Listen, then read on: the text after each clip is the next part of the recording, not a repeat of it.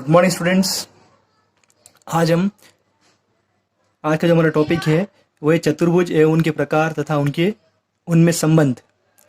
Today our topic is quadrilaterals and the types of the quadrilaterals and relation. दोस्तों, सबसे पहला question हमारा ये है कि चतुर्भुज क्या होता है। सबसे पहला जो प्रश्न है वो ये है, चतुर्भुज क्या होता है। तो चतुर्भुज समतल में बंद वह ज्यामितीय आकृति है जो चार भुजाओं से बनती है, या चार भुजाओं से घिरी बंद आकृति को हम चतुर्भुज कहते हैं। So quadrilateral is a plane closed geometric figure which made by the four sides. अगर हम इस चतुर्भुज में एक गुण बढ़ा दें इस तरीके से कि इसकी विपरीत भुजाओं को हम समांतर कर दें, लेकिन समान नहीं, इसकी जो विपरीत भुजाएं हैं इसको हम क्या कर दें, समांतर रखें पर समान नहीं करें, तो इस तरह से जो चतुर्भुज बनेगा उसको हम कहेंगे समलंब चतुर्भुज। तो समलंब चतुर्भुज वह चतुर्भुज होता है जिसमें एक विपरीत भुजाओं का जोड़ा समांतर होता है परंतु समान नहीं होता है। So trapezium is a quadrilateral in which the one pair of the opposite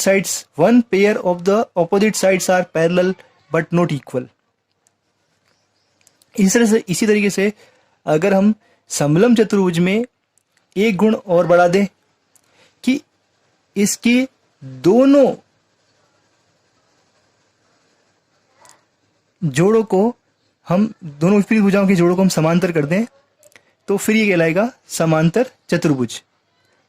अगर हम इसमें विपरीत भुजाओं के दोनों जोड़ों को समांतर कर दें तो ये कहलाएगा आपका समांतर चतुर्भुज। If the both pair of the opposite sides are parallel then it is known as the parallelogram. लेकिन इसी समांतर चतुर्भुज में हम एक गुण और बढ़ा दें कि इसके जो भी कोण है हम उनको कर दें समकोण, तो फिर ये कहलाएगा आपका आयत। If we made the whole angle in a parallelogram right angle, then the parallelogram turn into a rectangle।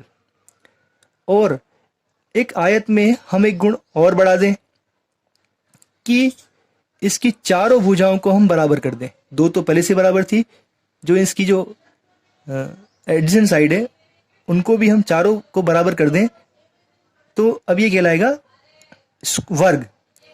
So square is a quadrilateral which all sides are equal and each angle is right angle. So rectangle the opposite sides are parallel and each angle is right angle. In a parallelogram the both pair of opposite sides are parallel.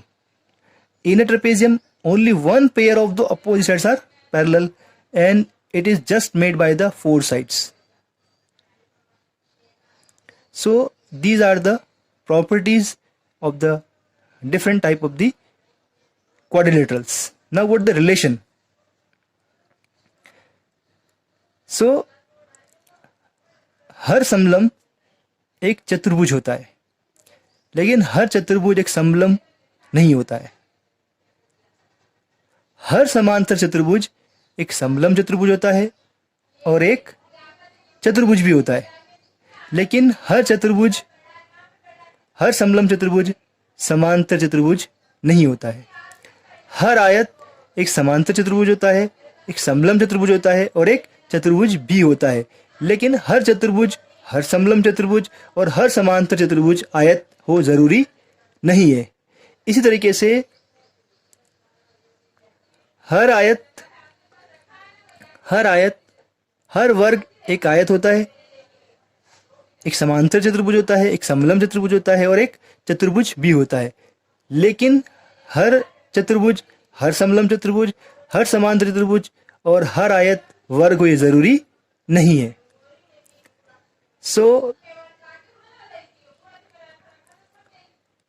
Every trapezium is a quadrilateral but every quadrilateral is not a trapezium.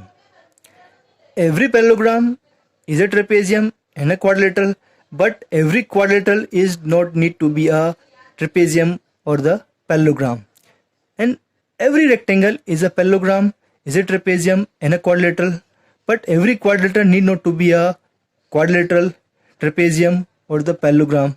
is rectangle. Then every square is a rectangle, is a parallelogram, is a trapezium, is a quadrilateral. But every quadrilateral, every trapezium, every parallelogram, and every rectangle need not to be a square. So these are the relation between the different type of the quadrilaterals. And और एक मैंने ये वर्ग के बाहर बनाया है, इसमें चारों भुजाएं बराबर है पर कोण 90 डिग्री नहीं है, और इसको हम कहते हैं समचतुर्भुज. सम मतलब बराबर, चतुर मतलब चार, यानी कि इसकी चारों भुजाएं बराबर होती है.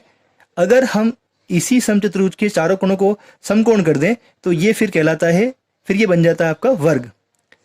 सो इन अ rhombus all sides are equal, and if we make the whole angle is right angle, then it is known as the square. So we can say that every square is a rhombus, but every rhombus not a square. हर वर्ग एक समचतुर्भुज होता है, पर हर समचतुर्भुज एक वर्ग हो जरूरी नहीं है. तो इस तरीके से हमने विभिन्न प्रकार के जो चतुर्भुज है उनके बारे में जाना है, उनके संबंधों के बारे में जाना है, उनके कुछ गुणों के बारे में जाना है. So with the help of this diagram, we have learned about the different type of the quadrilaterals and the properties and the relation between them. Thanks.